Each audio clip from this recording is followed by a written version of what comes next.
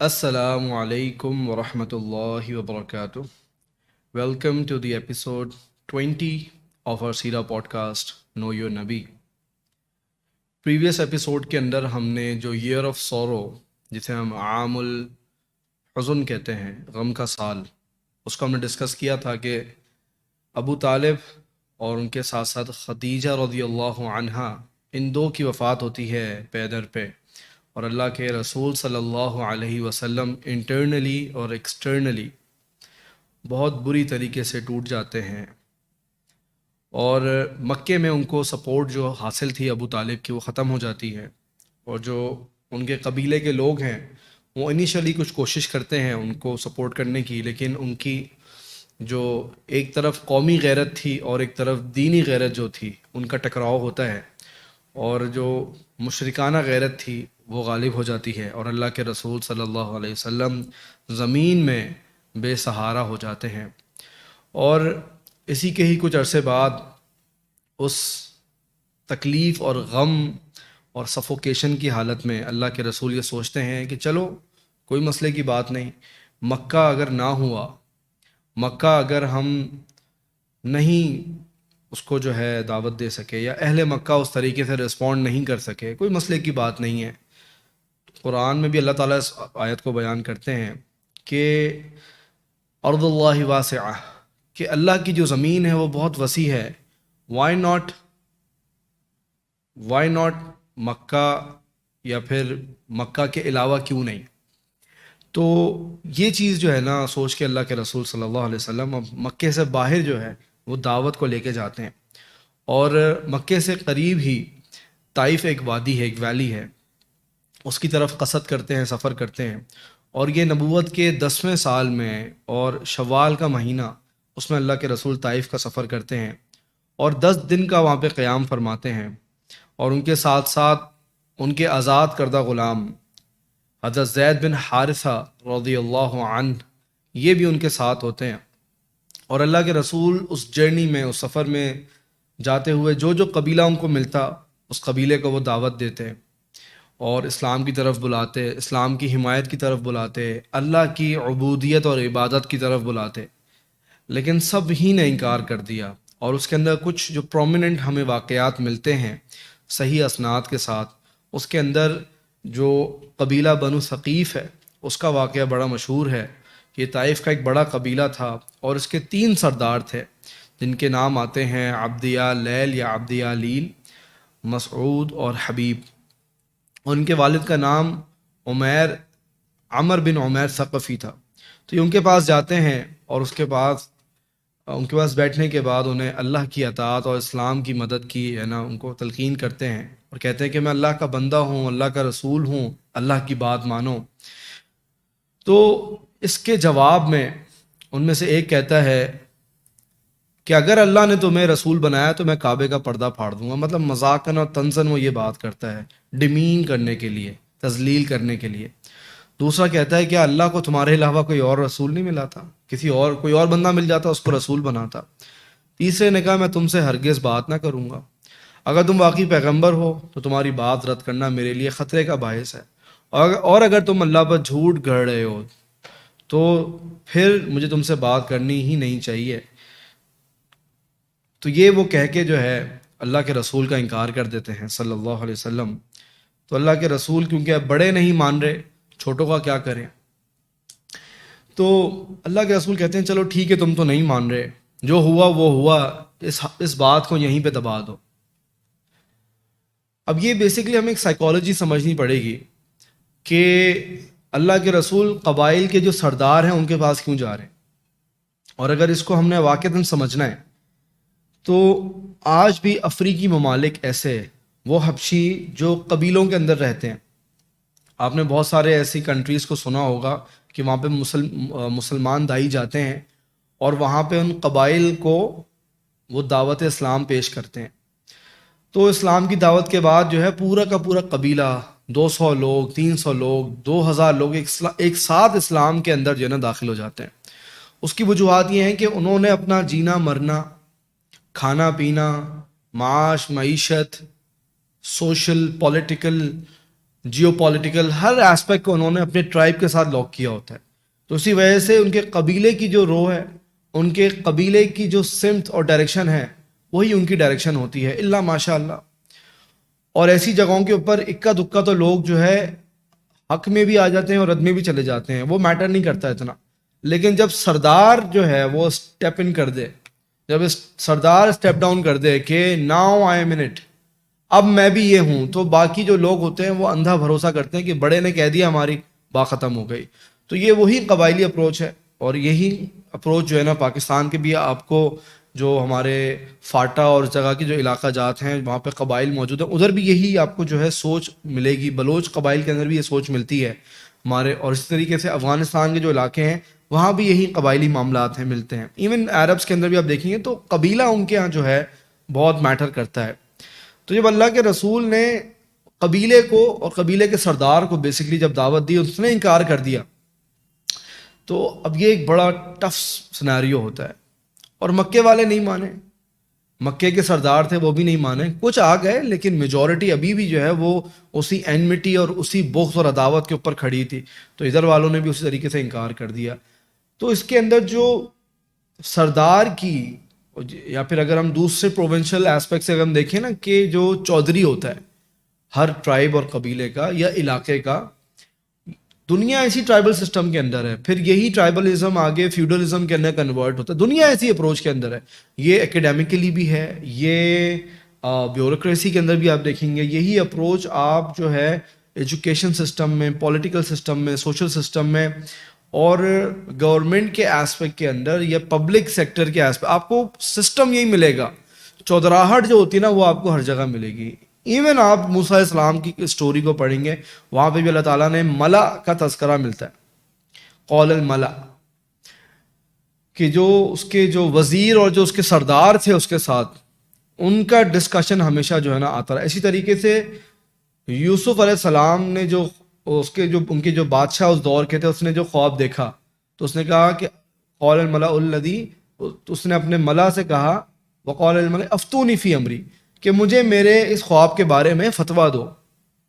تو اسی طریقے سے قرآن نے اس چیز کو بڑا ڈسکس کیا ہے کہ بیسکلی وہ ایک پوری شورا، اس کو مجلس شورا کہہ لیں ہم، اس کو آپ ایک کلٹ کہہ لیں، ایک گروپ کہہ لیں. بیسکلی یہ ایک پاورفل بینگز کا ایک لیڈ گروپ ہوتا ہے یہ چودھری جو ہوتا ہے.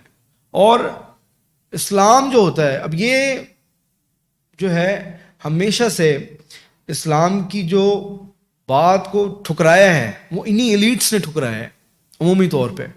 اور اسلام کے اندر بھی آپ دیکھیں گے جو عمومی جو لوگ تھے وہ ضعفاء تھے، وہ کمزور لوگ تھے، وہ غریب لوگ تھے. ان کو بات سمجھانا آسان ہے، بات منوانا آسان ہے، لیکن جو مشکل، جو بہت ٹف آڈینس ہوتی ہے، یہ وہی ایلیٹس ہوتے ہیں جن کے ساتھ پاور جڑی ہوتی ہے اور جو کسی نہ کسی اس طرح کے سسٹم کے ساتھ انوالو ہوتے ہیں. اس کا ریزن ایک بہت بڑا ہوتا ہے، چاہے وہ ریلیجس پاور ہے، چاہے وہ پولیٹیکل پاور ہے، چاہے وہ اکنامیکل پاور ہے. وہ کسی پاور کا پارٹ ہیں جب، تو ان کے لیے بات کو انٹروین کروانا it's so difficult.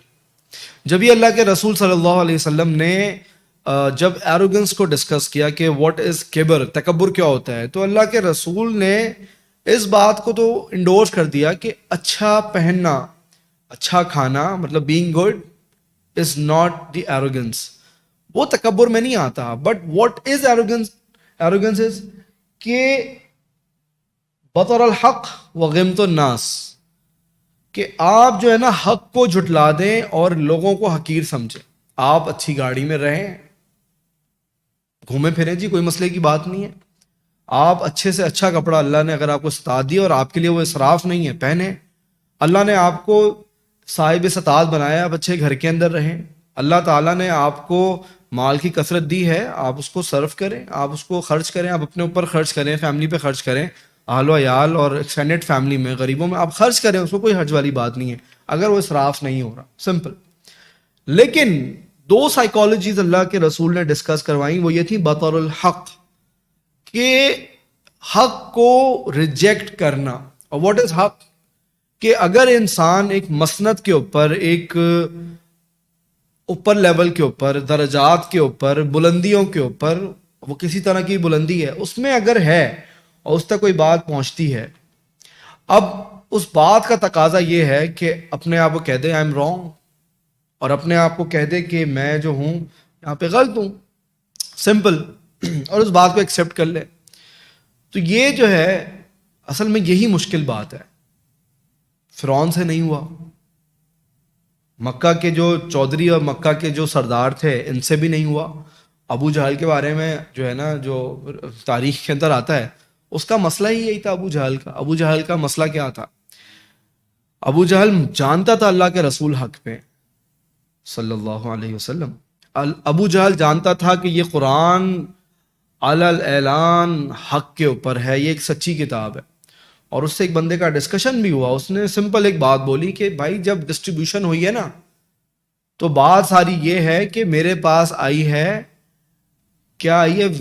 Ministry of law, مطلب جوڈیشل سسٹم کی جو منسٹری ہے، میں اس کا ہیڈ ہوں. جب بھی مجھے ابو الحکم بولا جاتا ہے، یہ منسٹری میرے پاس آئی ہے. باقی سقایا اور جو پانی پلانا حاجیوں کو، رفادہ جو ہے ان کا جو ویلفیئر ورک جو ہے، اسی طریقے سے ان کا لوا جو ہے، ان کا جھنڈا جو ہے، یہ مختلف قبائل کو مل گیا.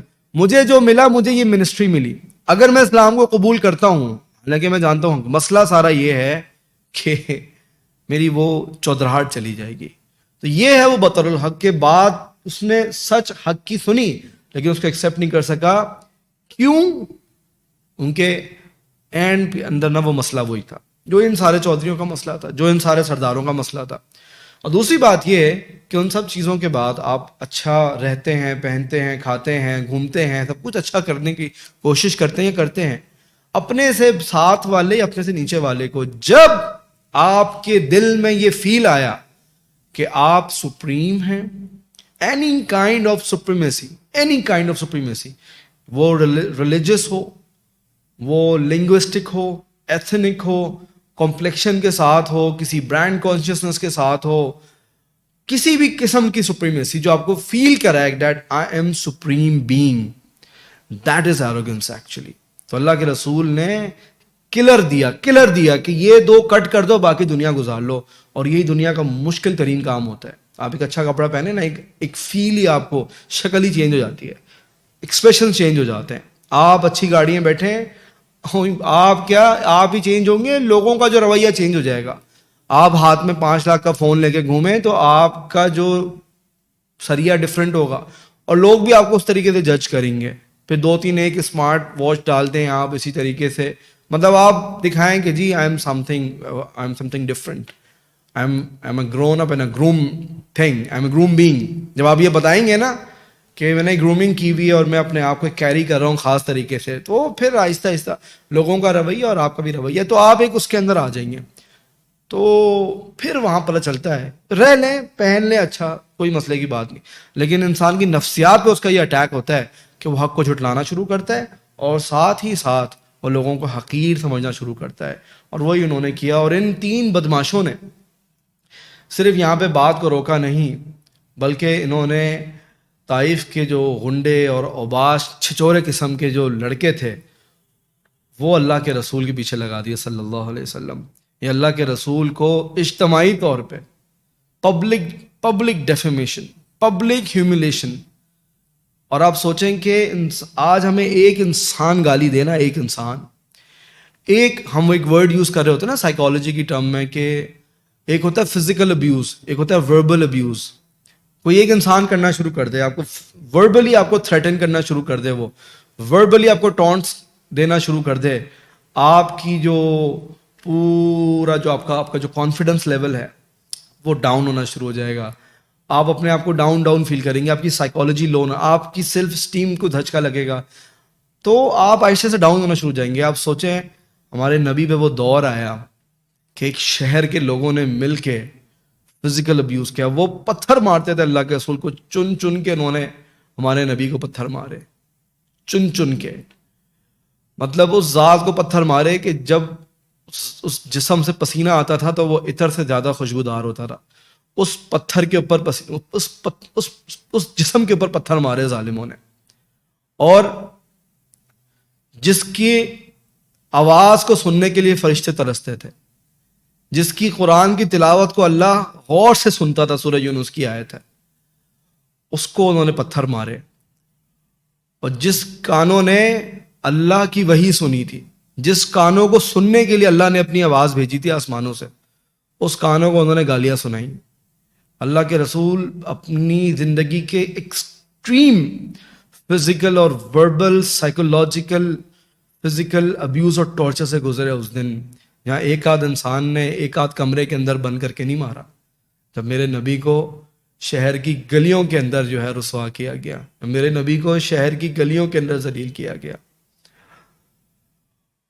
اور اللہ کے رسول اکیلے تن تنہا، اور ساتھ میں ان کے جو آزاد غلام تھے زید بن حارثہ، وہ اللہ کے رسول کو کبھی یہاں سے پروٹیکٹ کر رہے ہیں، کبھی وہاں سے پروٹیکٹ کر رہے ہیں.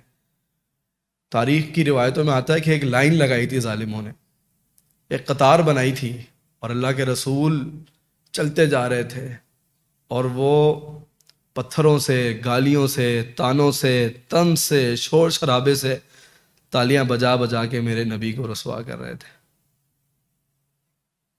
یہ غم تھا میرے نبی کا. آج ہمیں کیا غم مل گیا؟ ہم 2 منٹ میں برس کر جاتے ہیں، ہمیں صبر نہیں ہے.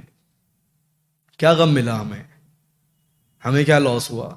اور پیچھے بھی گھر میں جائیں گے تو بیوی نہیں ہے کہ چلو جس کے پاس جا کے میں بیٹھوں گا، 2 بول بولے گی پیار کے، ایسے میٹھے بول بولے گی، میں سکون کے اندر آ جاؤں گا. وہ چچا بھی نہیں ہے ابو طالب جو پولیٹیکلی اور پاور کے اسپیکٹ سے مجھے ہے نا سپورٹ کر دیں گے. وہ سفوکیشن میرے نبی نے دیکھی، اور وہاں سے خونم خون، میرے نبی کا خون بہا. سوچیں آپ، خون بہا، خون. اس عالم کے اندر اللہ کے رسول صلی اللہ علیہ وسلم چلتے چلتے چلتے چلتے عتبہ اور شیبہ کے ایک باغ میں پناہ لیتے ہیں، اور یہ باغ طائف سے 3 میل دور تھا. ان ظالموں نے 3 میل نہیں چھوڑا میرے نبی کو، وہاں جا کے جان چھوڑی، چلو بھائی اب بھاگ گیا ہمارے شہر سے. اور یہ یاد رکھے گا، یہ دنیا کی تاریخ رہی ہے، جس نے اس دنیا کی بھلائی کی بات کی ہے، صرف اس دنیا کی بھلائی کی بات کی، اور دنیا اور آخرت کی بھلائی کی بات کی، یا پھر آخرت کی بات کی، آخرت کی بھلائی کی بات کی، اس دنیا نے اس کو دھتکارا ہے، اس دنیا نے اس کو مارا ہے، اس دنیا نے اس کو ذلیل کیا ہے. اور ابو بکر کا وہ قول تھا نا اللہ کے رسول کے بارے میں کہ تم اس شخص کو اس وجہ سے مارتے ہو، یہ کہتا ہے ربی اللہ، میرا رب اللہ ہے. تو جب آپ اس دنیا کے اندر خیر کی بات کریں گے، آپ کسی کا اچھا چاہیں گے، یاد رکھے گا یہ دنیا مارے گی پتھر آپ کو. پتھر ہی آپ کے نصیب کے اندر ہیں، یا پتھر ملیں گے، یا گالیاں اور تانے اور طنز ملیں گے، تضحیک اور تذلیل ملے گی. اس کے علاوہ آپ نے دنیا میں کچھ ایکسپیکٹ نہیں کرنا. جب یہ اللہ تعالیٰ نے اس دنیا کو کہا ہے کہ یہ کیا ہے، یہ سجن المؤمن ہے. جو انسان بلیور ہے نا، جو آخرت کو سوچتا ہے، اس کے لیے قید خانہ ہے کچھ نہ کچھ. تو اس غم اور کرب کے عالم میں اللہ کے رسول صلی اللہ علیہ وسلم نے یہ دعا پڑھی، اللہم الیک اشکو ضعف قوتی. اللہ سے شکوہ کیا انہوں نے، اللہ سے. جب ہر طرح کا جب ان کو ٹارچر ملا، physical, verbal, social, political, spiritual, ہر ٹارچر ملنے کے بعد سائیکولوجیکل، انہوں نے کیا کیا؟ بیٹھ کے اللہ سے صرف یہ دعا کی، اللہم الیک اشکو ضعف قوتی.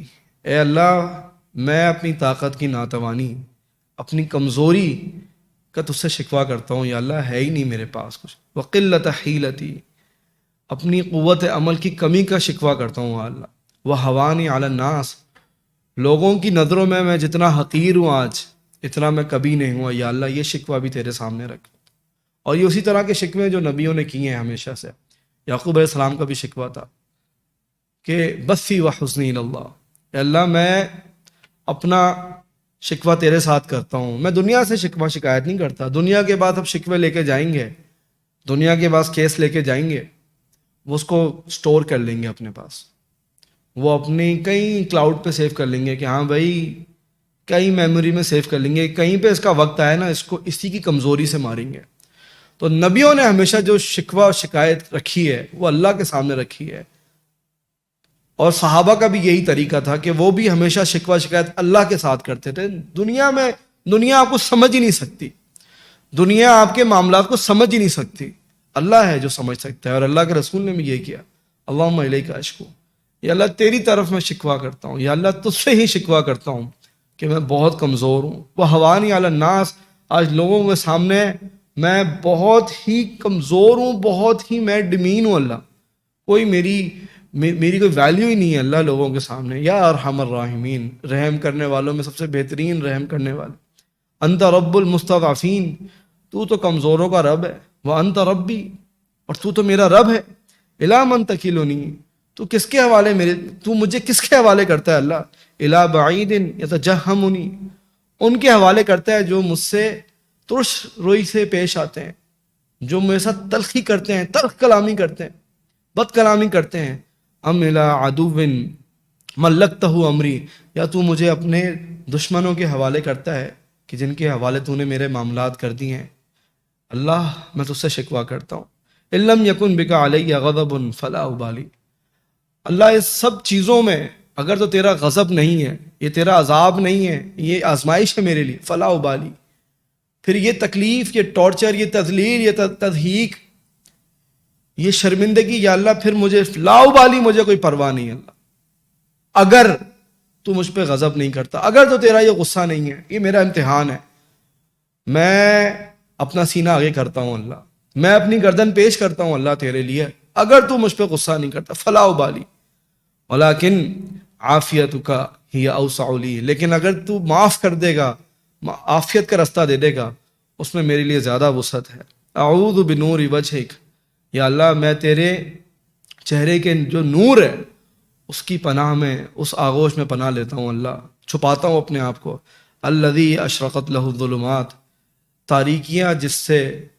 منور کی جاتی ہیں، وصلح علیہ امر الدنیا والآخرہ، وہ نور اللہ تیرے چہرے کا جس سے دنیا اور آخرت کے سارے معاملات سنور جاتے ہیں، اور اس شرط ہے ان تنزل بی غضبک، کہ تو اپنا غضب میرے اوپر بھیج دے، او یحل علیہ سخطک، یا تو اپنی ناراضگی میرے اوپر اتار دے، یا اللہ میں پناہ میں آتا ہوں، لک العتبی حتی ترضی، میں تیری ہی رضا کا طلبگار ہوں یہاں تک کہ تو راضی ہو جا، ولا حول ولا قوت الا بک، تیری ذات کے بغیر نہ میرے پاس کوئی طاقت ہے اللہ، نہ ہی قوت۔ یہ اللہ کے رسول اس کمزوری کی حالت میں، لہو لہان، تھکے ہوئے، تھکن سے چور، اللہ کے رسول کی بس یہ کلمات تھے، یہ الفاظ تھے۔ ربیہ کی جو اس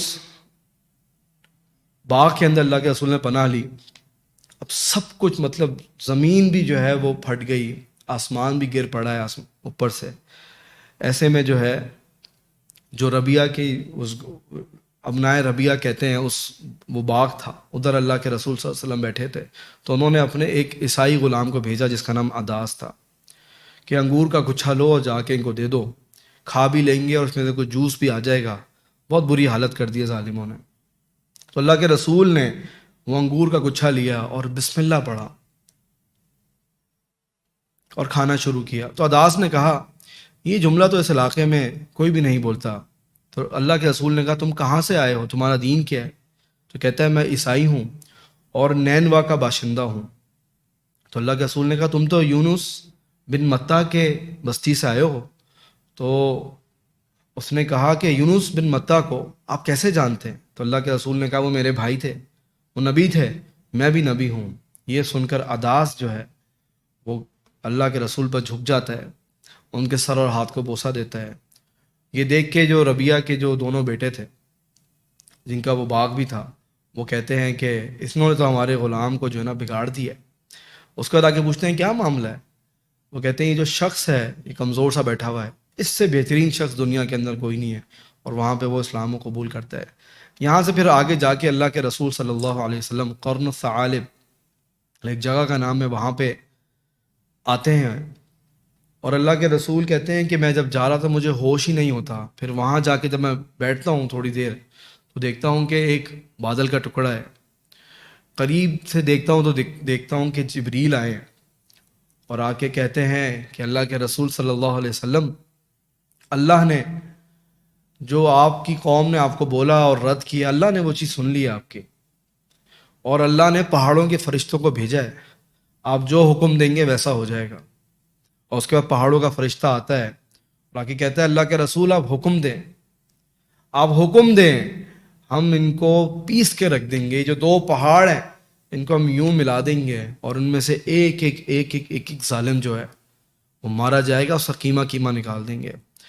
تو اللہ کے رسول نے کہا، جو رحمت للعالمین تھے، کہ مجھے امید ہے کہ اللہ ان کی پشتوں سے ایسے لوگ نکالے گا جو صرف اللہ کی عبادت کریں گے اور اللہ کے ساتھ کسی کو شرک یا شریک نہیں بنائیں گے۔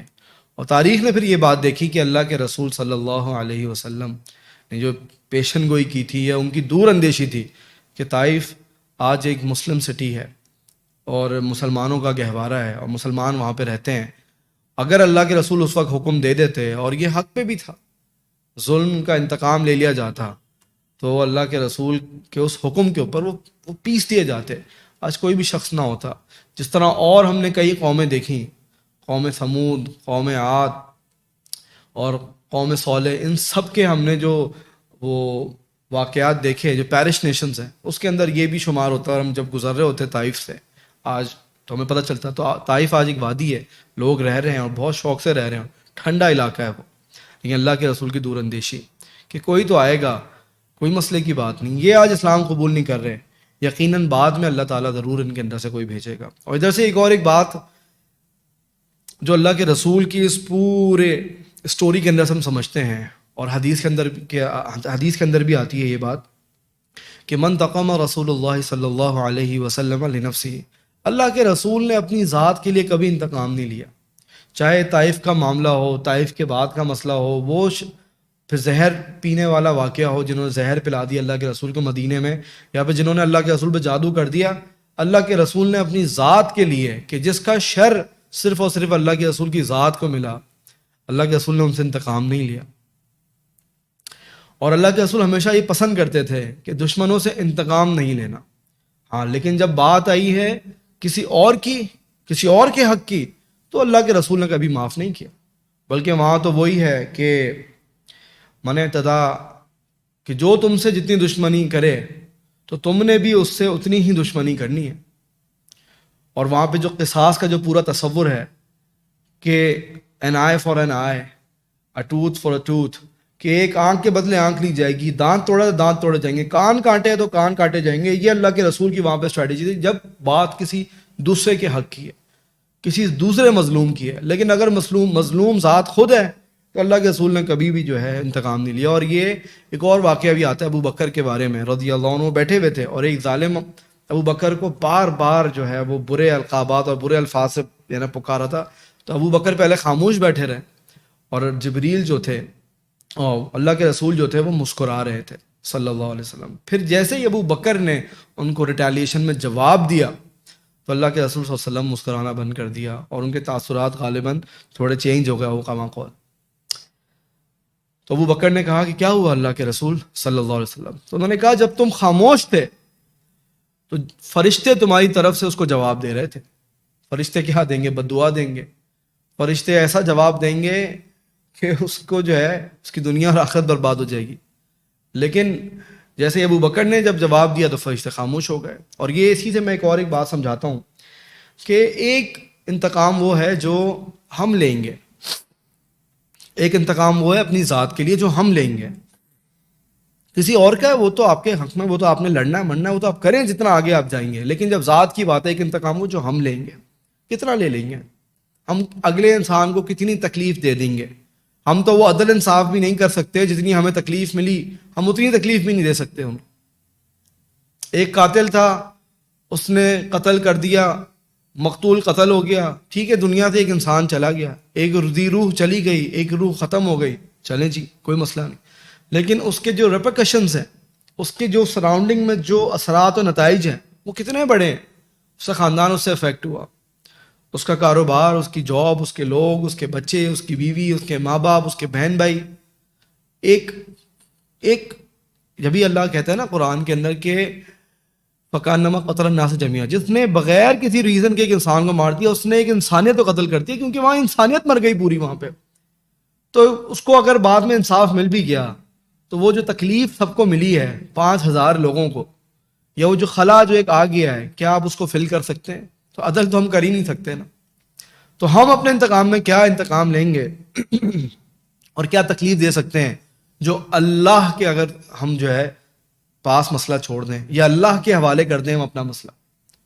اگر ہم اپنا مسئلہ اللہ کے حوالے کر دیں اور اللہ کو بولیں یا اللہ یہ میرا مسئلہ ہے تو لے، اللہ میرا مسئلہ ہے، میں مظلوم ہوں، ظلم ہوا ہے، اس کا انتقام تو لے لے اللہ.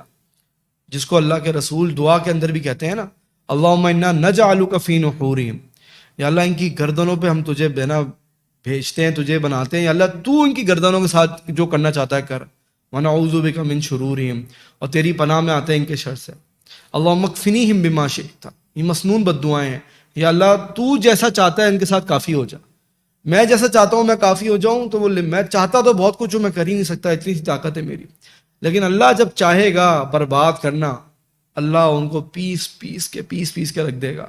اور اللہ ان کو کچھ نہ بھی کرے تو مجھے وہ جزا اور ثواب اور ریوارڈ وہ دے گا جس کے اوپر میں راضی ہو جاؤں گا اللہ تعالیٰ سے. یہ ہے وہ پوری فلسفی جس کے بارے میں کہا جاتا ہے کہ اللہ کے رسول نے کبھی اپنی ذات کے لیے انتقام نہیں لیا.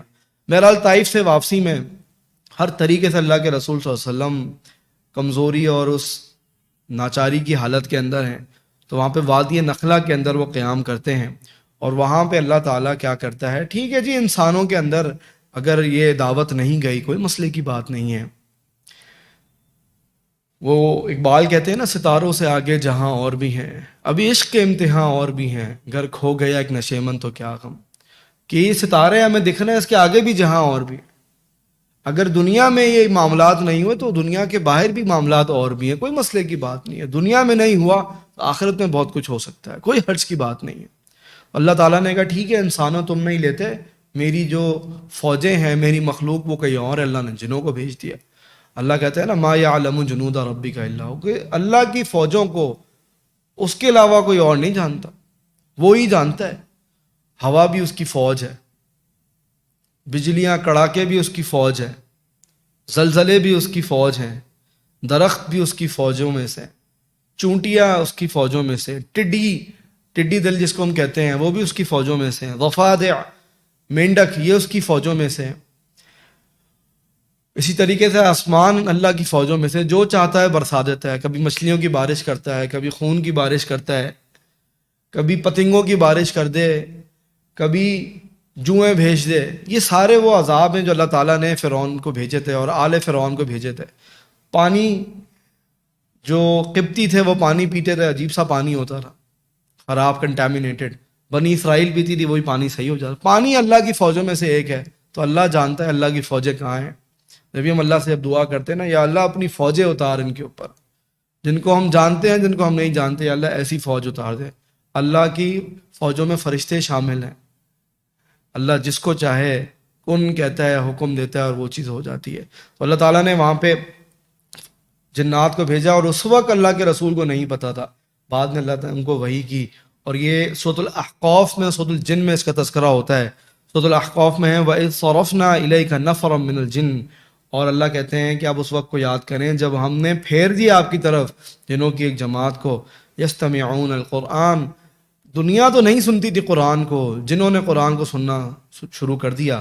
فلما حضروہ، پھر جب وہ سب کی سب مطلب وہ جو جماعت اللہ کے رسول کے بعد حاضر ہوئے، قولو تو انہوں نے کہا انصتو، خاموش ہو جاؤ.